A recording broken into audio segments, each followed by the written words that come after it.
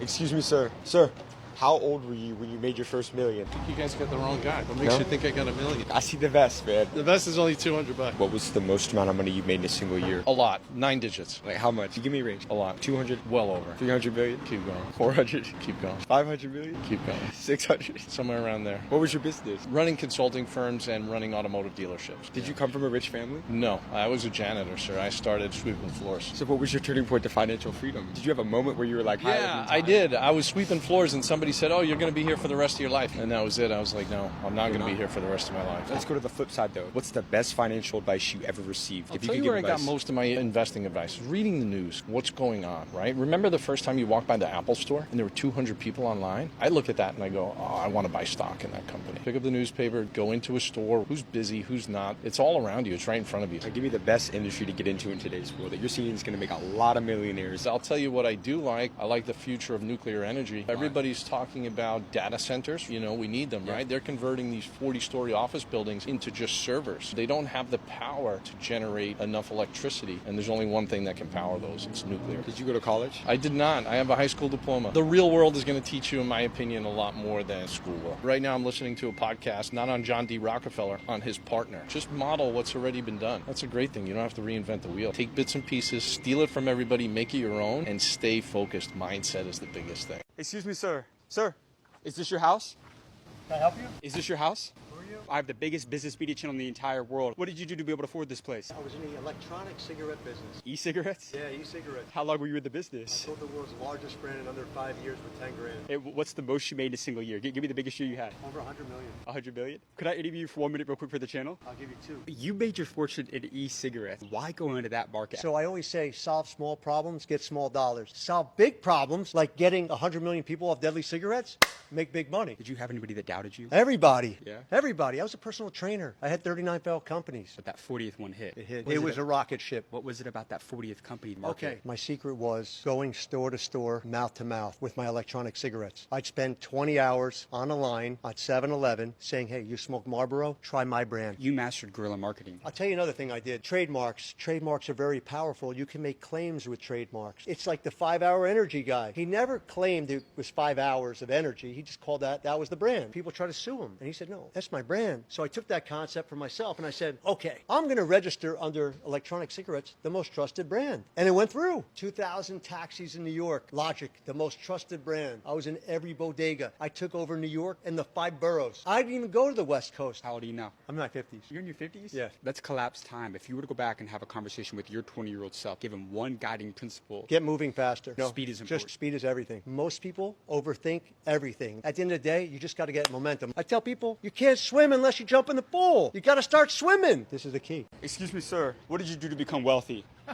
I actually roll burritos for a living. You roll burritos? I do. What do you mean? I'm the CEO of Chipotle Mexican Grill. You're the CEO of Chipotle? I am. Do you think I could interview you real quick? I go all over the world interviewing the most successful people for the younger generation. Yeah. Did you come from a lot of money? I did not. So you didn't have rich parents? I grew up in very humble beginnings. How humble? My first job was at a McDonald's restaurant flipping burgers. My high school career, I spent washing dishes. We had to earn money. So you went from dishwasher to the CEO of one of the biggest companies in the world. Pretty much. How in the world does that happen? Come on. Look back at your career. Whether you recognize it or not, you're building a reputation within your industry. But I would tell you, you're always interviewing. Whether you think others are watching or not, believe me, they are. You will be judged on your ability to drive performance. And I'll tell you, you earn credibility by delivering results. Full stop. I always say that credibility kills all bad attitudes. It sure does. Everyone celebrates the winners. You know how you network with successful people? Become successful. There you go. But let me ask you this. What's the best advice you ever received from a mentor that business school won't teach somebody? So there's a difference between responsibility and accountability. If you and I are both responsible for a task, who's accountable?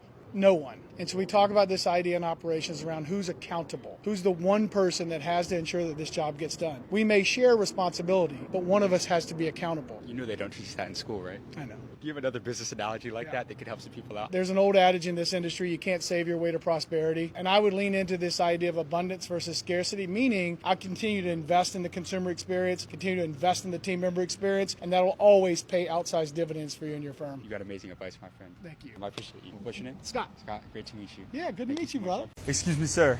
Sir, Got a question for you. Not Denver though. Yeah? No, I'm good though. Okay, real Thank quick. you, homie. Have you seen the channel? What's the name of the channel? The School of Hard Knocks. We grew it to 18 million followers. We've interviewed Shaq, Tom Cruise, Tom Brady. Fuck it, I give you some play. I just don't got no damn cut, and I hate that shit. I got you, But man. I'm a filmmaker. I got you, my man. Let's go. How long have you been in the film business for? 25 years. Did you start your own company? Yes. What was the most amount of money that you made in a single year? 35 million. $35 billion. In one year. What kind of got you into filmmaking? It's a competitive business to be in. I hope you're looking. I was rejected at audition, and I was like, "Who's the fat dude with the phone?" They're like, "That's the producer." I was like, "I'm gonna produce my own stuff." Talk to that young person out there. They're facing a lot of rejection in their career, their business. They're worried about what other people think about them. What would your message be to them?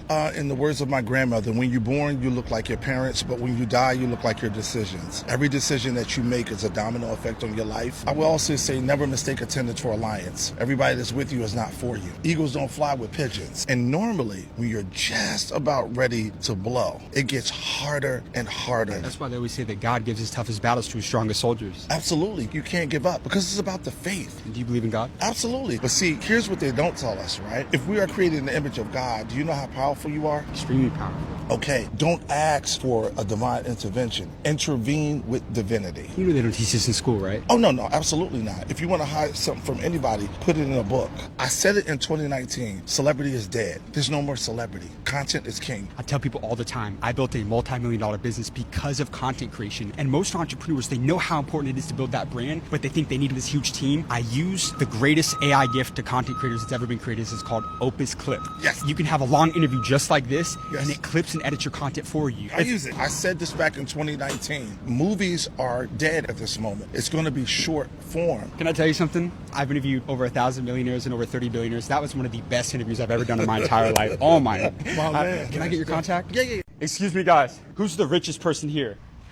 How did you get rich? Sold 2 companies to a big company called, I don't know if you've heard of Coca-Cola. How much did you sell your companies for? Combined $12 billion. With a B? Yes, I only know B's. So you're a billionaire. Yes, multi-billionaire. I go all over the world interviewing billionaires to help the younger generation. Can I get a minute with you for our channel real quick? Is this to help the younger generation? Yes. Man, they need a lot of help. I'll try my best. Do you think everybody's built for entrepreneurship? No, I spend more time talking people out of being an entrepreneur. Because this is what I say. The first 5 years for an entrepreneur, I call the survival years. Every single day, you could go bankrupt. There were days that I didn't think we could make payroll. Did you almost fail? No, I failed. What is the definition of failure? Going bankrupt? No, we didn't do that. Failing means I've taken to as far as I can, and now I got to figure out another fucking way to get to the next level. I'm finding out at 55 years old, I still have a lot more to tank. I'm happy. I'm not content. But you've already sold 2 businesses for billions of dollars. You're not satisfied. I'm happy, not content at all. Why not? Because there's a lot more to do. When the big guy on top gets a little too comfortable, the starving entrepreneurs are going to eat their lunch. I've watched a lot of big companies lose innovation. They got too comfortable. I mean, one of them is Nike right now. What's more important, product or distribution? Always the product. The distribution to me is the least important. The least important. I'll tell you why. But Warren Buffett says distribution is the key to everything. Well, that's Warren Buffett's 95 years old, and that's why he's an investor in Coca-Cola and his company buy my companies. So I think Warren. Do you think it's better to be an investor or to start businesses? Entrepreneurship's hard, man. You got to eat shit for a long time. Well, but being an investor, you don't control anything. You control that guy's decisions. I want to bet on myself. If you're a real entrepreneur, you don't bet on other people. You bet on yourself. Did you ever doubt yourself? I never doubted myself, but I knew I was going to lose. Did you have I knew people it was that gonna- doubted you? Everybody. I took a pay cut to start my own company. Let's go back to distribution one. At the end of the day, distribution is just a delivery agent or a way to get product out there. If you build a product that consumers demand, you don't have to worry about distribution. Those accounts are going to call you for your product. Most billionaires I've met have lost their minds. Are you a little crazy? No, I started crazy. So it's not lost your minds. First of all, I think everybody's crazy. I talk about mental illness way different, okay? It's got this stigma. Everybody has something. It's okay. I am crazy, but there's nothing wrong because crazy people change the world. And I don't want anybody to be as crazy as me, trust me. But I do want people to take chances and get a little crazier in life and don't be afraid to fail. You got amazing advice, my friend. Thank you, man. Thank you so Appreciate much for it. your You time, too. man. Bye. Excuse me, guys. Who's the richest person here? Who's the richest one here? How did you get rich? I own one of the largest tanning salon franchises in the world. So you own tanning salons? Yes, sir. How many? We're up to like 270 right now. So tanning salons made you rich? Tanning salons made me wealthy, yes. How wealthy? Like what is your net worth? I'll let you guess. More than 10 mil? Over that. 50? Over that. More than 100 million? A little over that. Over $100 million? Yes. Why tanning salons? Of any business you could have got into, why tanning salons? I was 21. A bunch of white girls at the University of Arkansas where I was going to school, and they always complained about the tanning in Arkansas was trash. So I saw a need and decided to try to fill that need, and it happened to work. As someone who's worth over $100 million, what is the best financial advice you could give to the younger generation? You know, I have a Rolls Royce. You know what that stands for? What?